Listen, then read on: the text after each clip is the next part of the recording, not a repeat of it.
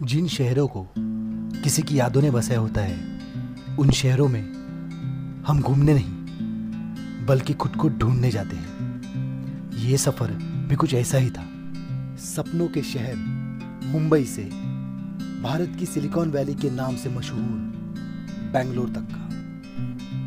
बेंगलुरु भारत में दूसरा सबसे तेजी से विकसित होने वाला महानगर है। सफर की शुरुआत में ही एक नन्हा सा ड्रैगन फ्लाई मुझे अलविदा करने मेरे पेट पर आकर बैठ गया। मुंबई टू बेंगलुरु तकरीबन 1100 किलोमीटर का सफर बहुत ही एक्साइटिंग होने वाला था। मेरे साथ मेरे अंकल थे जिनका बचपन बेंगलुरु में ही बीता था। बेंगलुरु से जुड़ी उनकी बचपन की कई कहानियां सुनते सुनते ट्रेन डाउन स्टेशन पहुंची। ऐसे लंबे सफर में अगर आपको घर का खाना मिल जाए तो सफर का मजा दुगना हो जाता है। मई महीने की झुलसा देने वाली गर्मी को चीरते हुए ट्रेन अपने मंजिल की ओर बढ़ रही थी। इस बेबस करने वाले गर्मी में सोलापुर में स्थित उजनी डैम का नजारा आंखों को सुकून देने वाला था। तकरीबन 332 किलोमीटर क्षेत्र में फैला हुआ यह डैम याद दिलाता है कि जल ही जीवन है।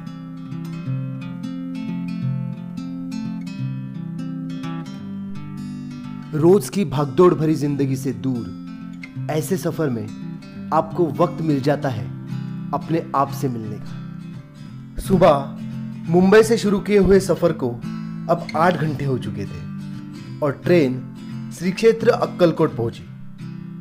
भगवान दत्त के अवतार माने जाने वाले श्री स्वामी समर्थ महाराज का यह स्थान है। उनको मानने वाले लाखों श्रद्धालु यहां आते रहते हैं। रात के अंधेरे में ट्रेन बेंगलुरु की तरफ भाग रही थी और मुझे नींद लग गई। सुबह सूरज की रोशनी के साथ आंख खुली और यह एहसास हुआ कि जल्द ही हम बेंगलुरु पहुंचने वाले हैं। दूर मंदिर में किसी अनजान भाषा में लगा हुआ भजन कानों को अलग सुकून दे रहा था। सफर के दौरान ऐसे कई सारे मुसाफिर मिल जाते हैं जिनसे गहरी दोस्ती हो जाती है। बेंगलोर से सिर्फ एक आईपीएल की मैच देखने मुंबई आए हुए ये दो दोस्त हमारे साथ वापस अपने घर बेंगलुरु लौटे। सिर्फ एक क्रिकेट मैच देखने के लिए 2000 किलोमीटर का सफर। क्रिकेट का ऐसा दीवानापन हमारे इंडिया से और कहां हो सकता है। तकरीबन 21 घंटे के लंबे सफर के बाद हम लोग बेंगलुरु पहुंचे। बेंगलुरु स्टेशन के बाहर सुपरस्टार पुनीत राजकुमार की होल्डिंग देख मैं थोड़ा भावुक हो गया। वो नहीं रहे पर आज भी लोग उन्हें भगवान स्वरूप मानते हैं। इस शहर की सुबह भी हर किसी आम शहर की तरह भागदौड़ भरी थी। मेरे अंकल के बचपन के दोस्त चंद्रा अंकल हमें रिसीव करने स्टेशन पहुंचे। कई सालों के बाद मिले हुए ये दो दोस्त अपनी बातों में खो गए और मैं शहर के नजारों में। कल सुबह ट्रेन से शुरू किया हुआ ये सफर अब ऑटो रिक्शा से खत्म होने वाला था। जल्द ही हम अंकल चंद्रा के घर पहुंचे।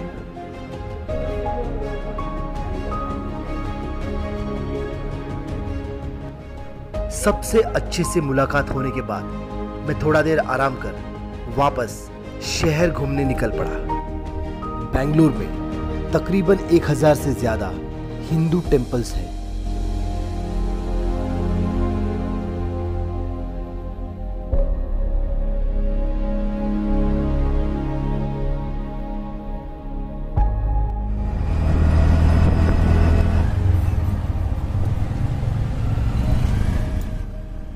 बेंगलुरु आने का मेरा असली मकसद तो यही था कि मैं कई सारे हेरिटेज टेम्पल्स देख पाऊं। इस शहर का मेरा सबसे पहला डेस्टिनेशन था हुलीमाऊ।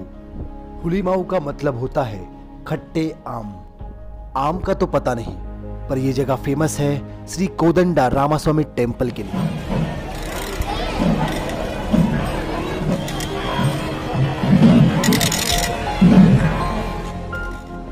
इस मंदिर में साल में एक बार होने वाला कल्याण उत्सव देखने का सौभाग्य मुझे नसीब हुआ।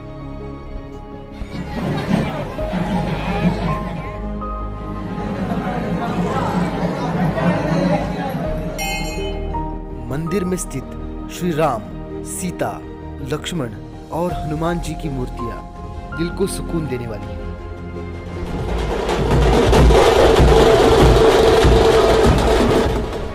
भारत में करीब 33 करोड़ हिंदू देवता हैं और उनको पूजने के तरीके भी उतने ही अलग।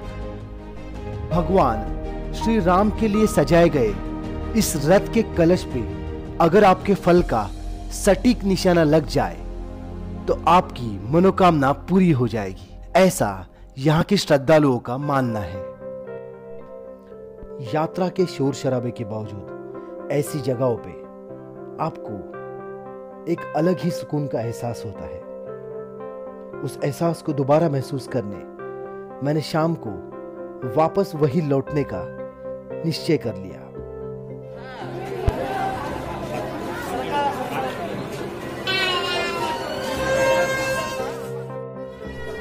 बेंगलुरु में मेरा पहला दिन वाकई में बहुत दिलचस्प रहा।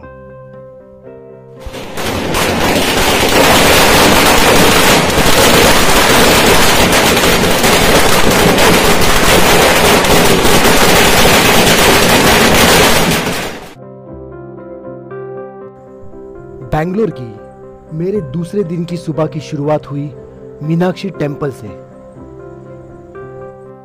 ये जगह बेंगलुरु की कुछ मस्ट विजिट प्लेसेस में से एक है।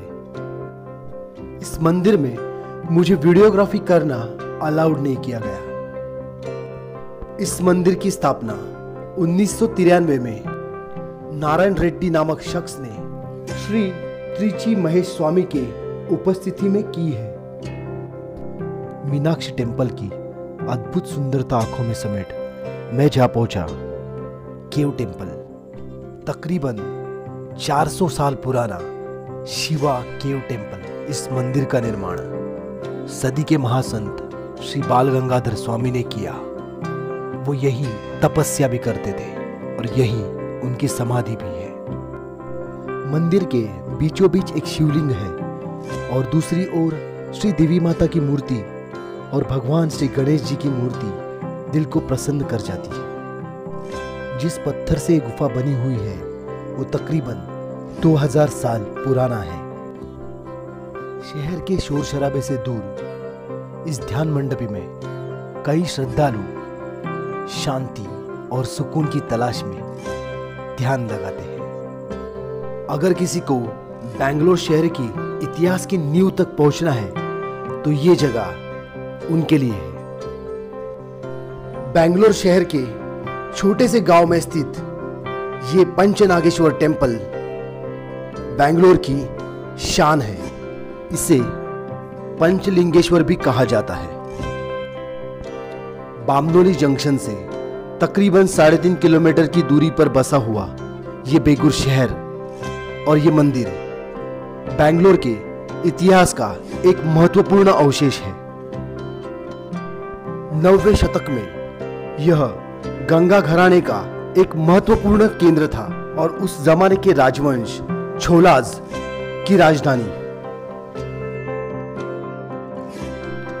ये पंचलिंग नागेश्वर मंदिर तकरीबन 1200 साल पुराना है। इस मंदिर की द्राविड़ पद्धतीय संरचना आपको मंत्रमुग्ध कर देगी।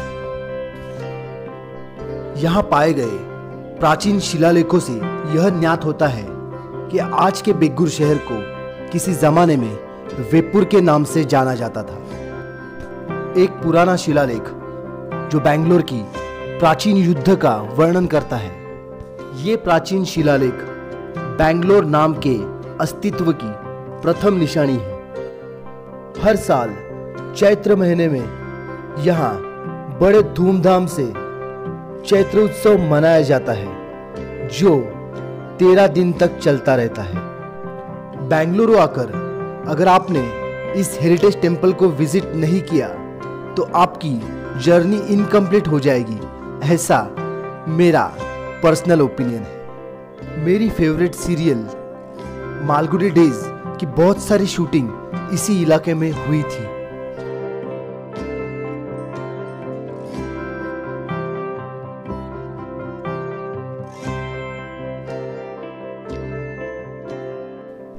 बैंगलोर की टेम्पल्स में कई देर तक भटकने के बाद अब वक्त था पेट पूजा का, और मैं जा पहुंचा बैंगलोर के फेमस रेस्टोरेंट में से एक SLV रेड्डी मिलिट्री होटल में। ये बैंगलोर के 10 सबसे फेमस रेस्टोरेंट में से एक है और ये रजनीकांत होटल के नाम से भी मशहूर है। ये होटल की अब दूसरी ब्रांच है, लेकिन पहले ब्रांच में मेगास्टार रजनीकांत अपने शुरुआती दिनों में, जब वो बस में एज ए कंडक्टर काम करते थे, इसी होटल में खाना खाने आया करते थे और रात को सोते भी थे। ऐसा द ग्रेट लेजेंड रजनीकांत ने एक टीवी चैनल को दिए हुए इंटरव्यू में खुद कबूल किया है। इसी वजह से इस होटल में खाना खाना मेरे लिए एक गजब का एक्सपीरियंस था। मैंने वहाँ का फेमस मटन मसाला और रागी मुद्दे, जो एक आटे से बना हुआ गोला, कर्नाटका और आंध्र प्रदेश में लोकप्रिय है, फर्स्ट टाइम टेस्ट कर लिया। वहाँ की मटन बिरयानी मुझे सबसे ज़्यादा अच्छी लगी।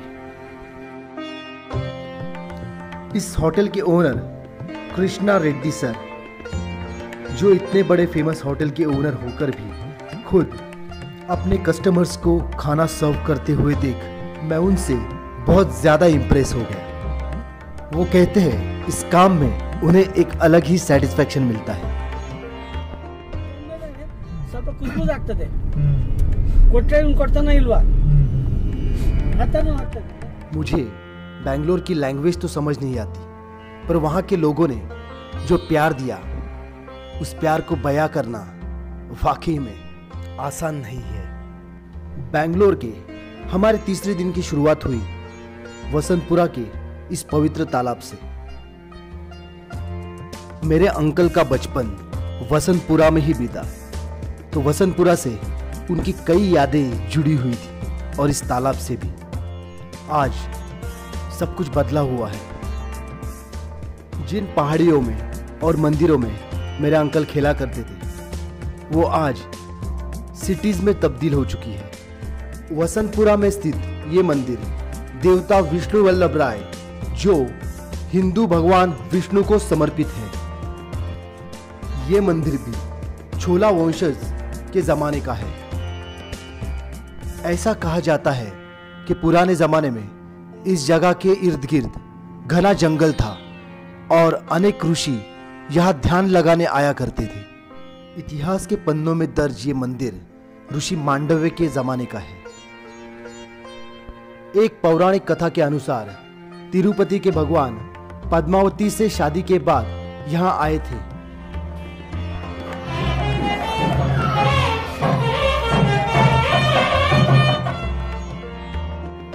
शादी के बाद उन्होंने यही आकर हल्दी स्नान किया था। एक जमाने में यहाँ बहुत सारे पवित्र झरने थे, जिसमें से आज सिर्फ 2 ही बाकी रह गए हैं।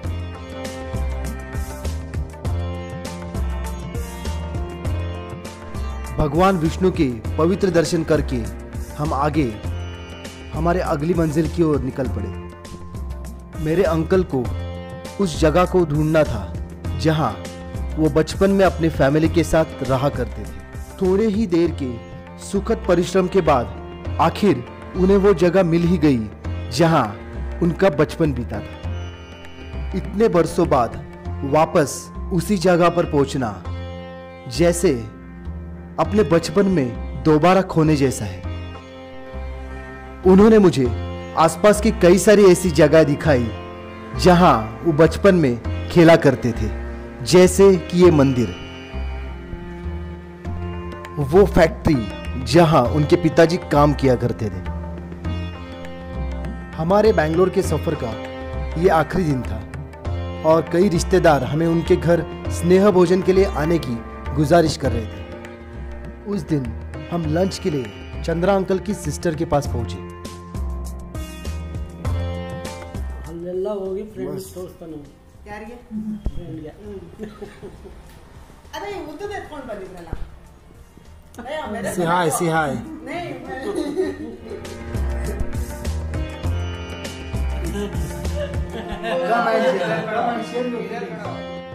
और रात का खाना हम लोगों ने चंद्रा अंकल की दूसरी सिस्टर गीता आंटी के पास किया। Give me a selfie. Oh. Lovely. उनके घर मुझे एक नया दोस्त मिला, लियो। बेंगलुरु का ये मेरा आखिरी और चौथा दिन। उस मॉर्निंग मेरे अंकल के दोस्त मारन अंकल हमें रिसीव करने घर आए। हमारा इधर बेंगलोर में को मेट्रो में जाना तुम्हें। आज सभी दोस्तों से एक आखिरी मुलाकात का प्लान था। ये मास्टर है, मास्टर का घर है। अच्छा, प्रिंसिपल का। तो उनको जाना नहीं था, इनका बेस्ट स्टूडेंट इधर आया है करके।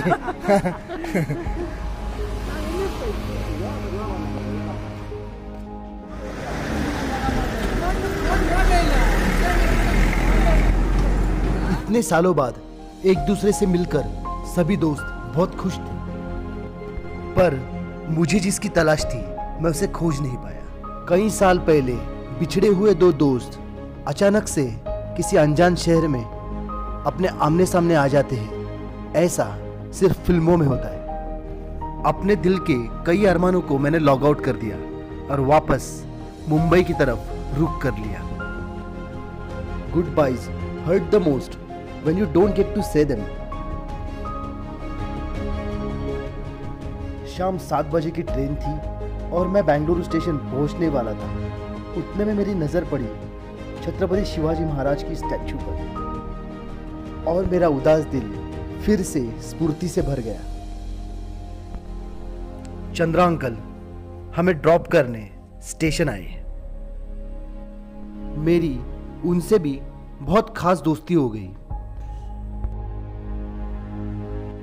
ट्रेन मुंबई की तरफ निकल पड़ी और आखिर में कुछ आखिरी गुड बाइज जो हमेशा याद रहते हैं।